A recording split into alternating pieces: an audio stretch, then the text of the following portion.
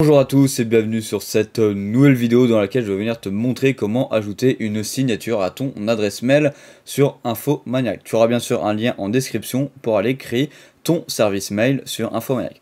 Alors tu peux voir qu'ici on se retrouve sur entre guillemets l'outil collaboratif où on va avoir tout le nom de domaine où on a des adresses mail qui sont associées.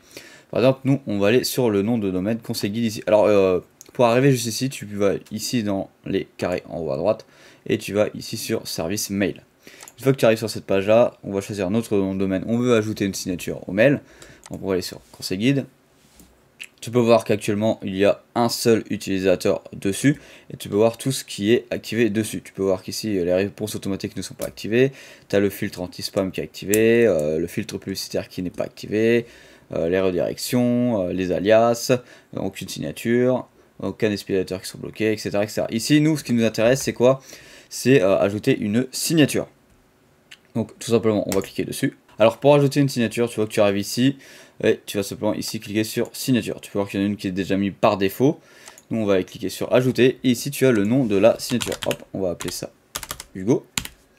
Le nom complet, on va appeler ça Hugo, toujours. Ici, positionnement de la signature avant les messages précédents, ou après les messages précédents. Nous on va laisser avant les messages précédents ou après, voilà, c'est selon ton choix. Tu peux définir cette signature par défaut, voilà. Ici tu as défini par défaut. Ici tu as des modèles. Si tu as déjà des modèles qui sont sauvegardés, tu peux venir les remettre directement. Ici tu as le contenu de ta signature. Par exemple ici tu vas mettre Hugo. Ici tu vas mettre le téléphone. Ici tu vas mettre par exemple ton adresse, etc., etc. Ici tu as des informations avancées que tu peux avoir l'adresse d'envoi, l'adresse de réponse, etc. Après, tu as juste à cliquer sur ajouter la signature. Tu peux voir que la signature a donc été créée.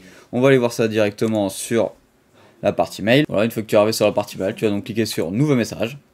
Et tu peux voir qu'ici tu as la signature par défaut. Alors nous on l'a pas mis par défaut, mais on peut aller la mettre. Ici tu mets la signature d'Hugo et hop, ça apparaît directement. Voilà, alors pour venir la mettre par défaut, on va retourner dans la signature ici, et tu peux voir que pour la définir par défaut, il te suffit de cliquer juste ici. Voilà, en tout cas si la vidéo t'aura plu, n'hésite pas à t'abonner, à liker, tu auras bien sûr un lien en description pour aller créer ton service mail chez Infomaniac.